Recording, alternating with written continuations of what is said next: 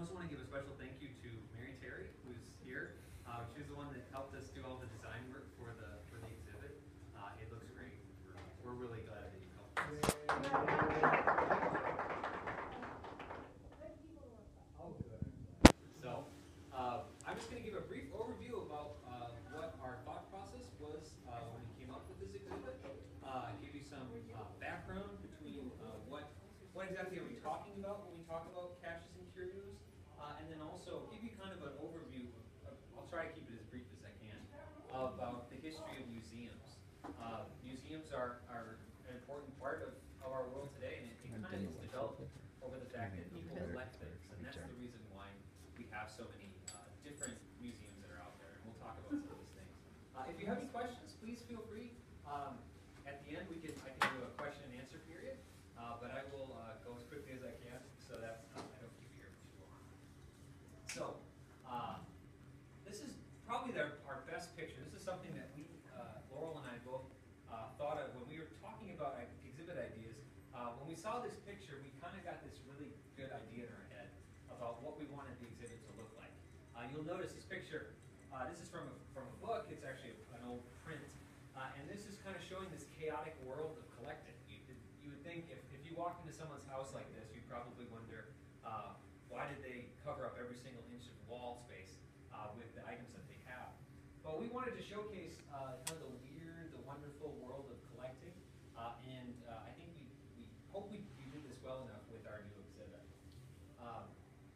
Our approach to the exhibit was the overwhelming feeling. You come inside and you see all these different things. It's kind of overwhelming all of your senses. And the idea is to kind of step into the mindset of a person who's collecting. Because sometimes, when you go to someone's house, you might see things on their shelves or maybe in their house, and you think, why do they collect that? Why is that in their house? And so we were kind of thinking about that the same way with our exhibit. We tried to find the most curious items to fill our cabinets. We went through all of the items here at the museum center. We asked for donations, loans from people, and the community really came through and helped us find the things that were weird and wonderful from Rock County and beyond. The main idea of the exhibit is to show what people have collected over time, and we're also stressing how collecting is very similar to hoarding. I don't know if any of you had a chance to take a look upstairs. We have a very poignant example of hoarding. There's a fine line between those two. And we wanted to point out that even though we as a museum, we're very organized, we'll try to be as organized as we can, with our items, hoarding, it's not too far a step away from that. And so we wanted to bring that up as well. The primary takeaway from the exhibit is why do people collect those items, and to honestly ask you yourselves, what do you collect? The idea that we want to engage the public with an ideas about what things do you have in your own life that are important to you. We've themed the cases in the exhibit, and it's up to you to flesh out the meaning. Why did we organize it that way? We're not going to give any hints away. Some of them are a little bit easier than others, but we want to get some ideas about how exactly did we organize all these materials. There's many ways to interact in the exhibit, and we encourage everyone to use to try out everything. If you have any other ideas for us, please feel free to tell us. We want to make this as interactive, as exciting, and as interesting as we can. So why caches and curios? Well, when I first started in October of last year, I sat down with Laurel, our collections curator, and we decided, what exhibits do we really want to do? And we kept coming back to this collection that was in the Historical Society's vaults, the George Kemp Tallman collection. George Kemp Tallman was a grandson of William Morrison Tallman, the man who built the Tallman House, and George Kemp was the man who actually deeded the house to the city of Janesville, and he had a huge what is called an ethnological collection, which is bits and pieces from around the world, Native American pieces, places from Central America, South America, the Philippines, and we were trying to figure out how in the world are we going to tie in all these ideas. And so we came up with the Cabinet of Curiosity. It's something that is becoming more popular nowadays, talking about what people are collecting. This is a great picture. This is a plate from a book, and it is showcasing a small museum from a man who had the unfortunate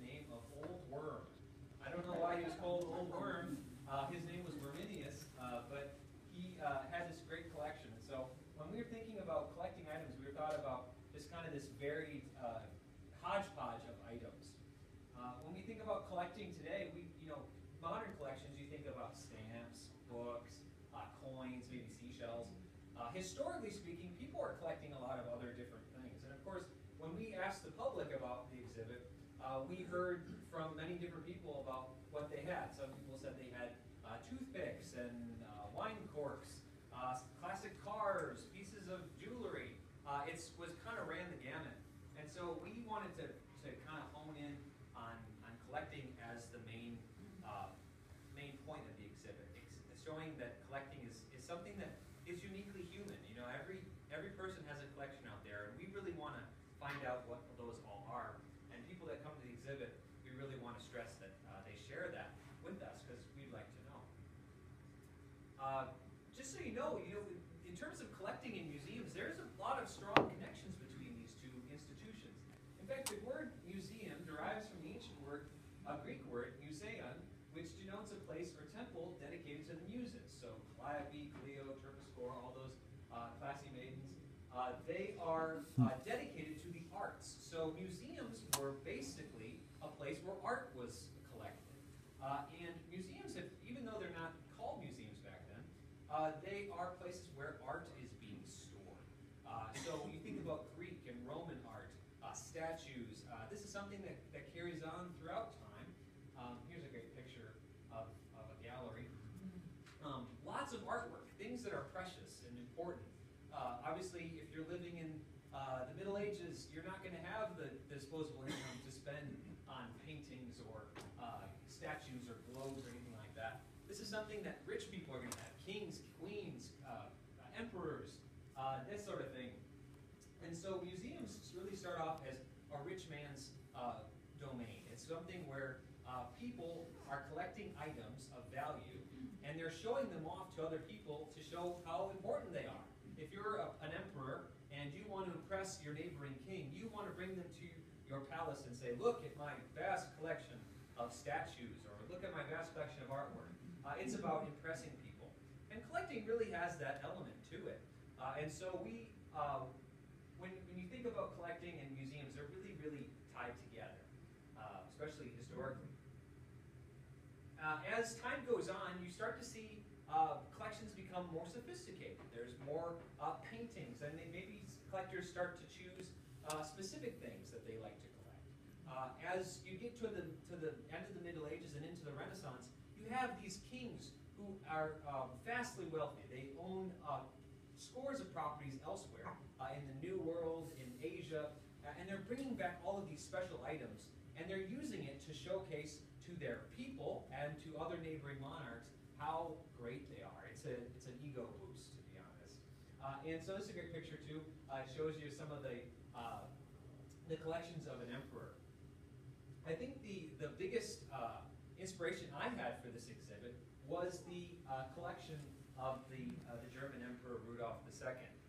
He had such an amazing collection of various interesting items. Now he was the Holy Roman Emperor, which means he was neither holy nor Roman, but he was an emperor nonetheless. And so he had tons of money to spend on ridiculous things. And so he had a whole castle basically full of items. He called it the Kunstkammer. And Kunstkammer in German means art chamber. It's a place where you're storing things of precious metals or possibly something that is interesting. He collected everything from animals to tapestries to even something that's pseudo-magical, like unicorn horns, magical fungi, things that are alchemical in nature. What's the other ones? These are, I think he had a bell that warded off demons. There were various furs and sort of things that would cure diseases. And I think this was a philosopher's stone. And so all these things, they probably don't work, but they are something that you'd collect nonetheless. And in fact, pretty sure this is a rhino horn, but it would be something that someone would say, oh, it's from a unicorn. And so he collected these items, even though they were really, there's no value to them. If you're an average person and you saw a horn like that, you'd probably laugh and maybe just throw it on the ground again. But as an emperor, he's collecting this really strange hodgepodge of items. And trying to prove to his subjects that he is important. And so you really start to see museums develop out of this vein. Well, who are the area people? Sometimes too, they collect items that are from overseas. Like an explorer will go someplace, and maybe they'll cut a native's hair, and they'll present this to the emperor and say, hey, look, we found this is a savage's hair or something of that nature. It's meant to impress. Not to be outdone, other monarchs in Europe take note, and they want to do the same thing. They may have a different purpose behind it. Peter the Great of Russia, always wanting to make Russians look better than they were in the 1700s, he starts his own. He calls his the Kunstkamera, and his is basically a collection of scientific related items. Now, for some reason, Peter the Great has this fascination with animal fetuses. I don't know why. He thought that by collecting all of this huge collection of weird and disgusting items, that he could prove that scientifically there were no such thing as dwarves, there was no such thing as leprechauns, there was no such thing as fairies. I don't know how successful he was at doing that, but this was his attempt at trying to be a scientific approach to museum and collecting. So some of those items are a little weird, but it does actually make the basis for scientific discovery in St. Petersburg. As time goes on, you start seeing lower level people starting to collect items of art or artistic value. And maybe they don't have a whole castle or palace to fill with items, but they do have a room. Maybe they want to make a small little table. You start to see things artfully managed. It's a little bit more streamlined than some of those gigantic chambers that people would have had. And typically, they would have called this a Kunstkabinet, which cabinet, we think of a cabinet in terms of something you close. It's a piece of furniture. To be honest, cabinet really denotes a room. It denotes a place where you put things. As time goes on, that term gets changed a bit. In fact, in Sweden, the Swedish king Gustavus Adolphus established his own little private art collection, and he actually builds cabinets. It's actually a piece of furniture, which is kind of a new thing. In fact, this is kind of the start of the curio cabinet. If you've ever heard of a curio, it's something that's curious. And so he builds these things to show off his collection. And you can see there's a little bit of competition between emperors and kings here. But his approach is to encapsulate the most important things into a piece of furniture. Which, when you go upstairs, if you've been upstairs already, you've seen our own furniture up there as well. Now, how do we get from those gigantic collections of kings and dukes and princes and lower level noblemen into something that's more related to what museums are today? Well, a good example of the start of museums is really the British Museum. This is a man by the name of Hans Sloane, and he was incredibly wealthy. He was a naturalist. He had collected all these natural specimens over his lifetime. And when he passes away, he deeds his collection to the British king, George II, and says, upon my death, I want you to open up my house to guests to see my collection. And so when they open the house, they call it a cabinet of curiosity. That's where we get that term from. And this is the beginning of the British Museum. People can pay to come and see it. It doesn't necessarily have to be anyone who's super rich. They just have to have the money to pay the entrance fee. So it becomes more popular as time goes on. The collection becomes more standardized. Naturalists start their own collections. This is Carolus von Linné, which is Linnaeus, who comes up with the system of how we classify things in nature. And they're collecting bugs. So Darwin has a home full of bugs and species. They start collecting these little things here and there to prove how scientific they are, how smart they are to their neighbors. And a lot of times in museums today, we're kind of left with this. If you go into any natural history museum in the country, a lot of them start off as collections of some minor celebrity, someone who has got a lot of time on their hands to do this. Thomas Jefferson is a great example of Americans working to do their own kind of private museums, almost their private collections. If you've ever been to Monticello, you know it's pretty much a museum. You walk inside, he's got bones, there's statues, there's antlers. He kind of likes to show off what North America is all about, kind of a booster for the North American continent. And if you walk through his house, you can see all those great things that he had collected. And see Americans really pushing to accommodating the everyman to be able to come and see collections. This is a great picture. This is actually used in our exhibit upstairs. This is Charles Willson Peale. And Mr. Peale was a famous artist, actually. He painted several of the Founding Fathers. But he was also a huge proponent of public museums. He had a vast fortune, and he was interested in sharing it with the people, showing that people could have a chance to come and see weird, wonderful things. And his big thing was animal remains, so birds, bugs, and also mastodon bones. You can see down here in the foreground of the picture, he's got his prized possessions, mastodon bones that were found in the United States, and we're showing off the fact that the United States is a place of natural beauty and scientific acumen, and he takes a different approach. He wants to make this a scientific museum. None of that stuff that's just all over the place. Make it streamlined about science, make it interesting for people to look at and to experience. Of course, the Smithsonian, it starts around the 1800s as well. Smithsonian has become our nation's museum, and this is also another scientific approach to collecting. What are we collecting? We're collecting things that are important for North Americans, American in focus. And the idea is that we want to be very specific about what we're collecting and what we're showing to the people. We're not just going to make a hodgepodge like kings in Europe would have done. We're doing less and less of that. So you see, as time goes on, we start off with these weird collections, and we start to move towards more formalized ways of categories, and then also collecting. This is one of my favorite collections in the United States. This is Thomas Mutter. And if you've ever been to the Mutter Museum in Philadelphia, you know that Mr. Mutter was a doctor, and he was interested in surgeries and solving medical problems. And so what did he collect? Well, he collected skulls, he collected bones, he collected tumors, which is really disgusting, medical devices, anything that could give scientific information about what is happening in the human body.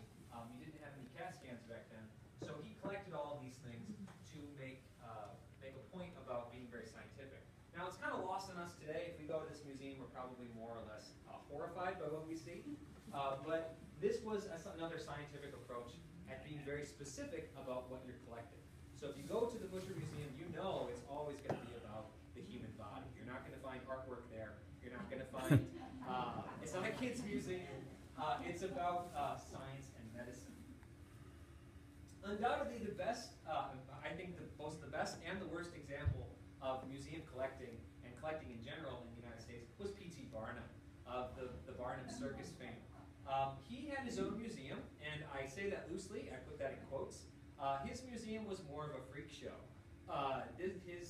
Barnum's museum was in New York City, and it combined the elements of a traveling circus, a freak show, a zoo, and a pseudo-scientific museum.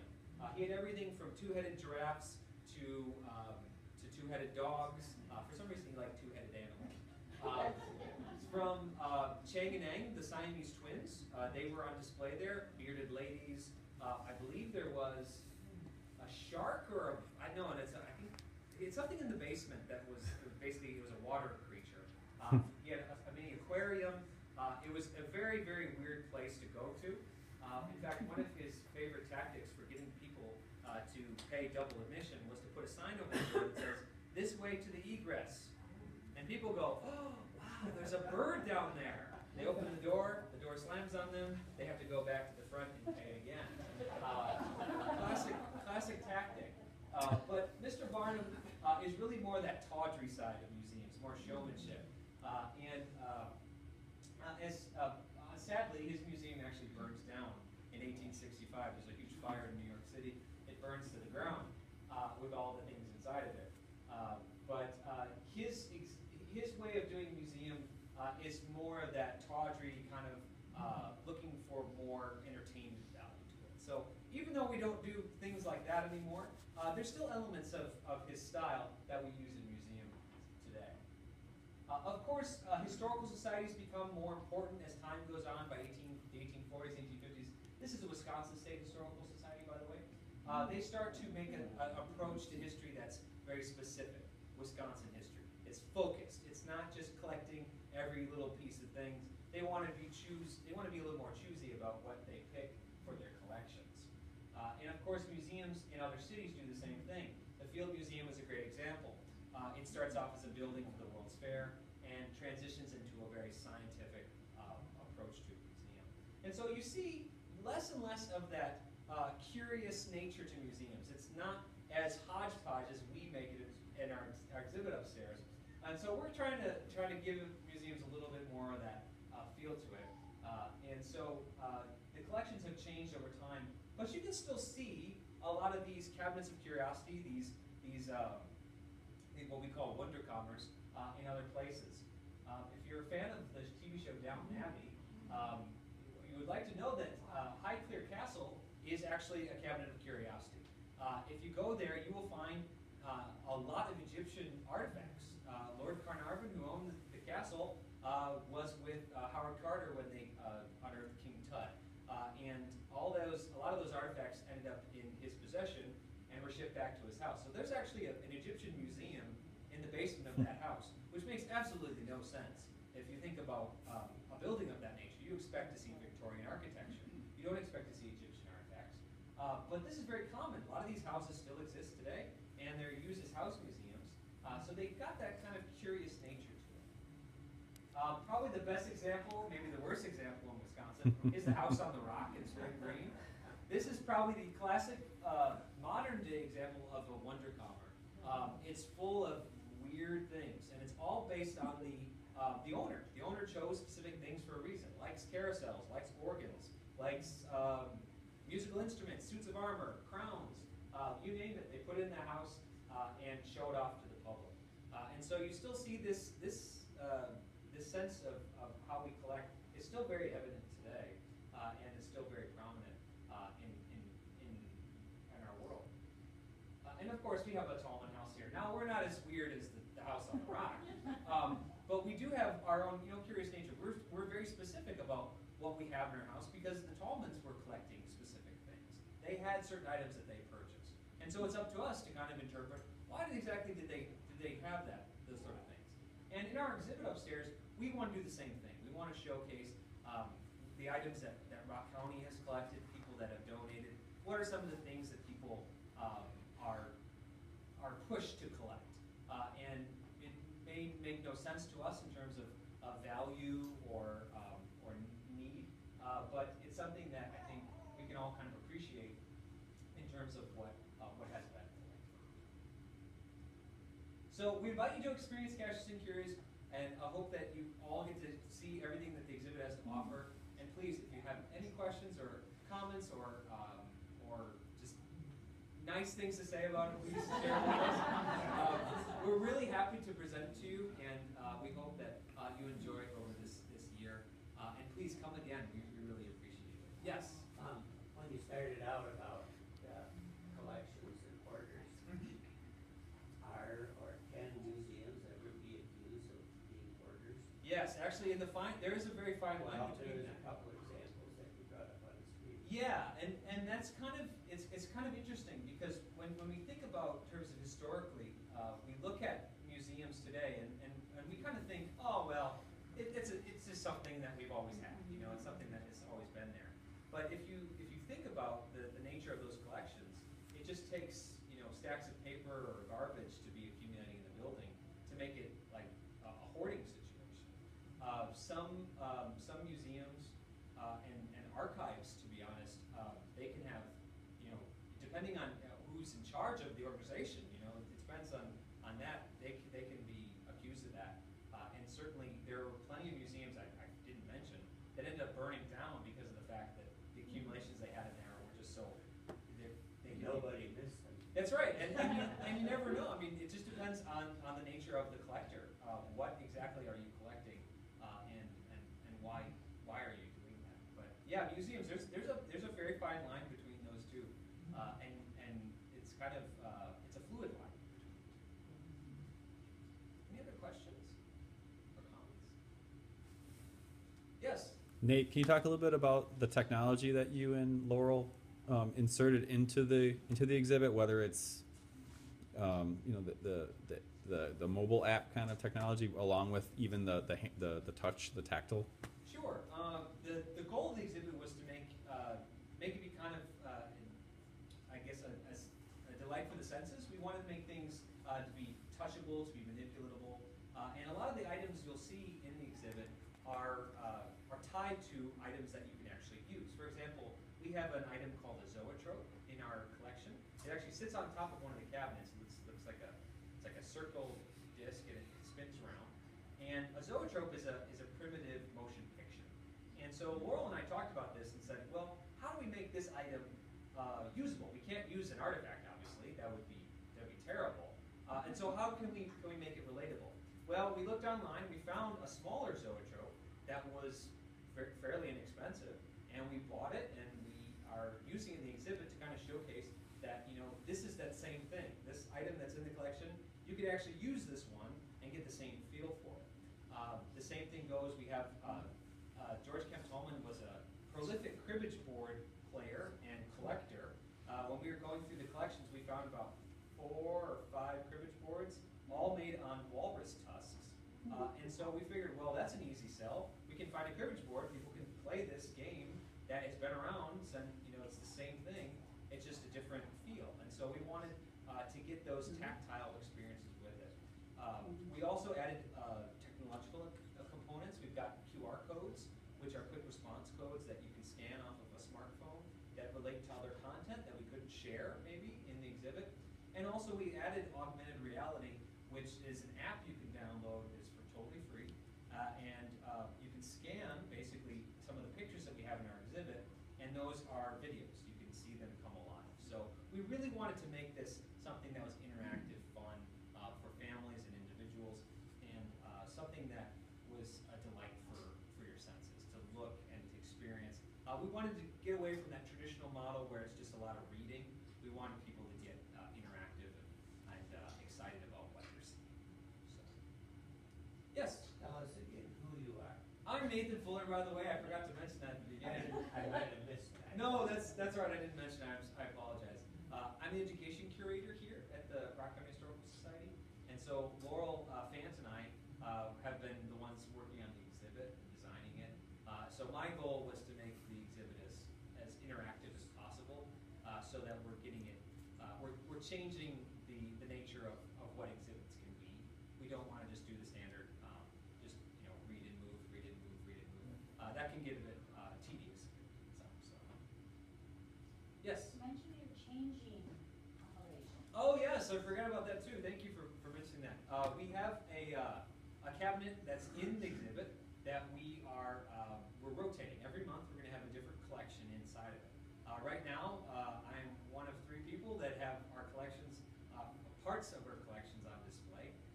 And the next month we'll have some different people in there, and we've invited the public and some civic leaders and people who have some interesting collections to come in and share their collections with us, so we can get a more feel for what people in our neighborhood and in our area collect on a scale. And we invite, if you have something that's interesting that you think would be really cool to show, please contact us. We'd love to see what you have, and it would be a loan, obviously. We just want to see your items for a month, and it makes it different, so you can come back and see what else is on display. Yes. Tell us the differences, no matter how small, between caches and curios. Okay, caches, if you think cache, I think a lot of people think of cash like, money in your pocket. A cache is like a store, like something that you, how do you say it? It's like a place where you store all your treasures. So it's like for example, when I think of cache, I think of like a geocache, something that is hidden, that maybe not everybody gets to see all the time, but it's something that's very special, something that's collected for a reason. A curio is a specific item. It's maybe not necessarily a whole cache of them in a specific place, but a curio is maybe something that's unique, something that's been collected for a particular reason. Maybe it doesn't fit in with any other thing, but you just really like it. It's something that maybe is something that have sentimental value in your life. But when I think of curio, I think of a curio cabinet, maybe in someone's house where they have a small collection of items they like to show off. Caches, I think, is more of a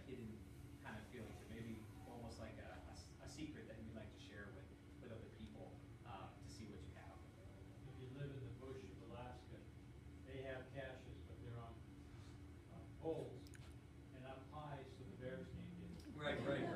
Yeah, it's got an interesting term for wherever you live, I guess. Yeah. It's a little bit different. Put your meat up there, That's right. otherwise the bears are gonna get it. That's right. They'll probably won't be stopped by that either. So. Yeah, they do. They do? If you build them right, they won't. Well, that's true.